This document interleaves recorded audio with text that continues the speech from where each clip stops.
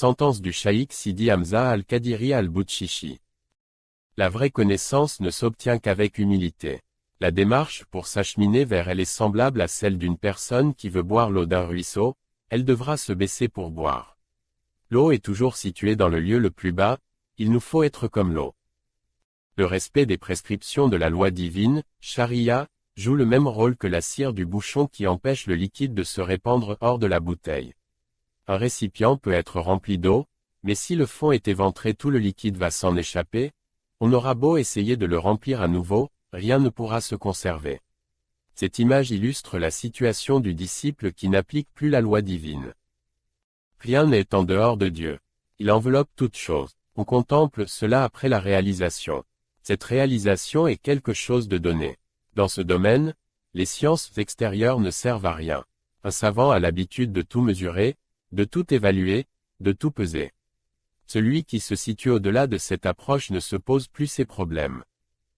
Celui qui essaie de trouver un chemin grâce aux écrits d'Ibn Arabi ou des autres maîtres soufis du passé ne fait que suivre leur djellaba. Il restera à la surface des choses. Les méthodes varient en fonction des conditions de l'époque dans laquelle nous vivons.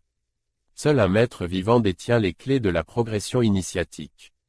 À un certain degré, le besoin de Dieu devient comparable au besoin d'assistance qu'éprouve une personne en train de se noyer et appelant désespérément au secours. Ce besoin détruit tout désir autre que Dieu.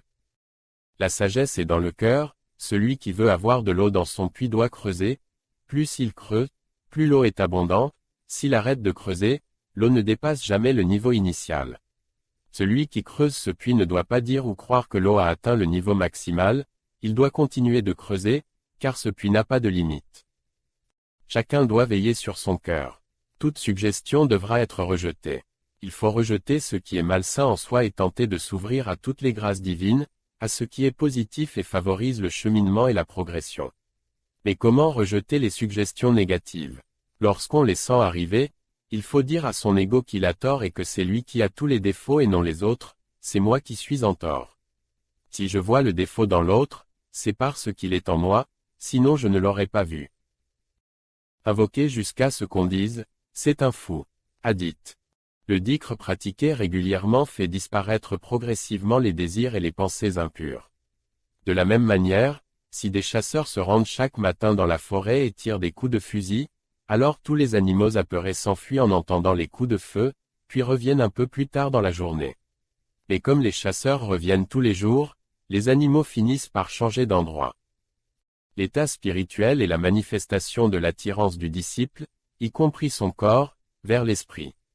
Le cœur réagit ainsi parce qu'il n'est pas habitué à la lumière divine et cela se répercute sur tout l'être, y compris le corps. Vous avez des états spirituels différents. L'eau est une mais les fleurs sont multiples. L'ouverture, fat, est le dévoilement soudain de la réalité divine et donc la fin de l'illusion. C'est comme une boule de neige que l'on jette dans l'océan. La boule de neige est l'ego, nafs, et l'océan, la réalité divine.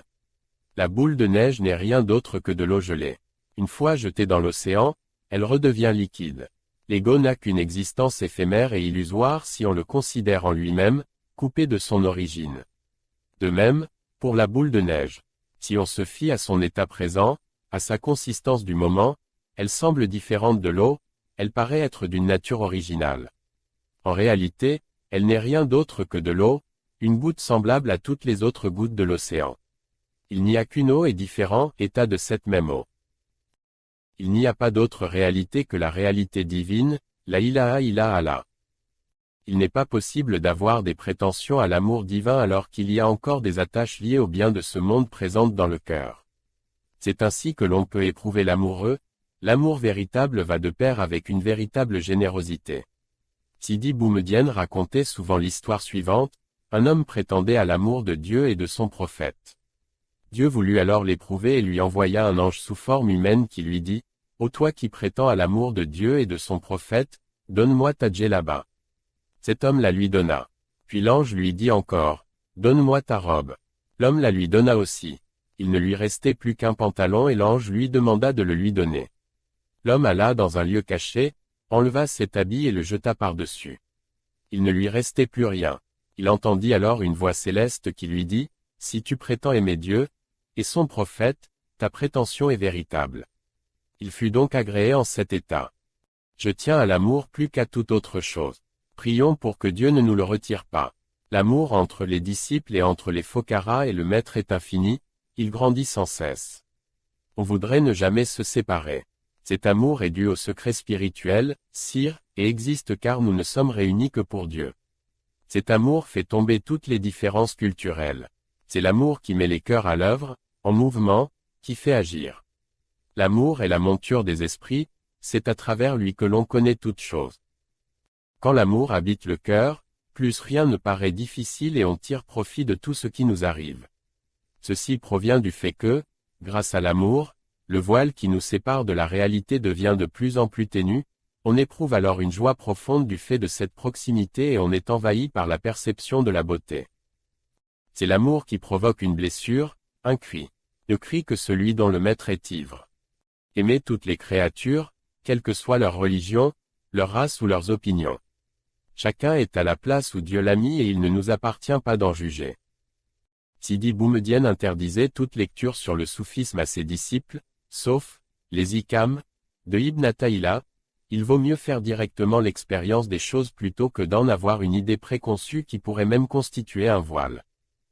Notre voie est une voie du milieu. Lorsque Dieu aime son serviteur, il recouvre ses qualités de ses qualités. C'est comme si un roi nous invitait chez lui et que nous n'ayons pas de vêtements suffisamment propres et convenables pour nous rendre dignes de sa demeure, le roi nous revêt alors de ses vêtements et nous introduit chez lui. Chacun s'attache aux qualités qui lui sont propres. Le savant se croit supérieur à tout le monde par son savoir, l'homme riche tire sa gloire de sa richesse et il demeure ainsi avec leur maladie. Seule l'éducation spirituelle peut les aider à s'en libérer. L'ego, nafs, refuse souvent ce qu'on lui impose et commence alors à émettre des suggestions pour aller plus loin dans ce qui peut le satisfaire. La voie a l'effet contraire. Quand quelque chose nous attire vers ce qui est mondain, la voie nous empêche de répondre à cet appel. Au sein de la voie, il faut éviter de se bloquer sur tel ou tel point de fixation et il vaut mieux laisser les événements aller d'eux-mêmes par la volonté de Dieu en restant fermement ancré dans ses pratiques.